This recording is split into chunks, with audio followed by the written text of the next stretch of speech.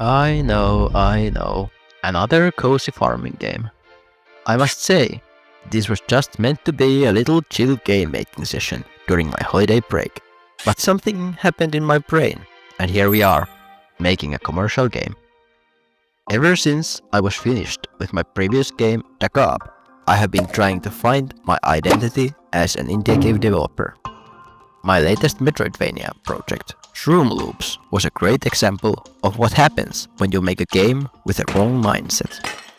I overestimated the amount of art I wanted for a simple demo and got exhausted with my process. That resulted in me being completely stuck with finalizing the project. To create my first ever commercial PC game, I have to follow my own rules of indie game development. So, let's rewind a bit. There's always a very specific mood that I try to achieve when I want to relax and play video games. These two games are very different from each other, but for me, the experience in that moment felt very similar.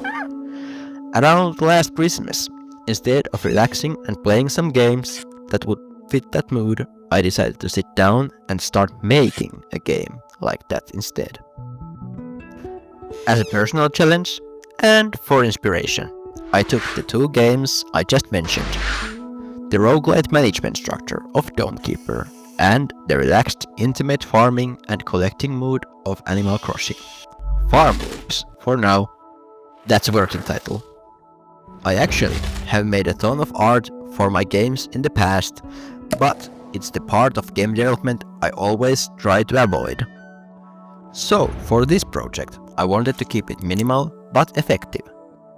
I have a lot of understanding about Unity's lighting system, post-processing, materials, and a great workflow in Blender for making simple 3D elements. In my previous project, Devlog, I worked on it for a year before finally making it look good, leaving graphics all the way to the end. This time I wanted to get it out of the way as fast as possible to see if I was able to create the desired relaxing atmosphere in Unity. As a programming engineer, building the codebase is the easy task, which is also the part I love doing the most. The game is going to be a full roguelite farming game, and hopefully I can put it on sale on Steam before the summer. So, where are we now? I created a fun, movable player character. After I had the understanding of the overall visuals of the game, I actually ended up reworking the original box player model into a more lanky and round character with a springy nose that has a lot more personality.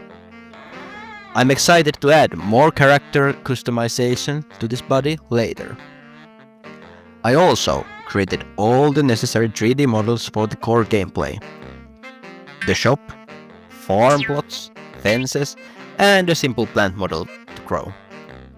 I also digitally painted the produce icons in Procreate. To make organizing the farm more satisfying and easier to manage, I built a grid placement system for snapping your farm plots and objects clearly into place. I have already made a full-length video about game design documents, so of course I had to start by writing down all the key features I wanted this game to include. When you have a clear design of what you want, it's much easier to write robust code.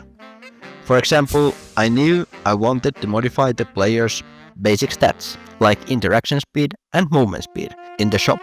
So I built those logics in right away. Now my player can use the money earned from selling produce to upgrade their abilities. In the shop, I have a scriptable object system for skills, items, and seeds. The player can buy any of these scriptable objects and use them. I have not yet used Unity's terrain tool in any professional project, so experienced users can feel free to drop some tips on how they would build a background for a system like this. Right now, my system has only the background as terrain, while everything in front of that is generated by code. That way, the grass plots generated in the grid will disappear when the player places an object on top of it.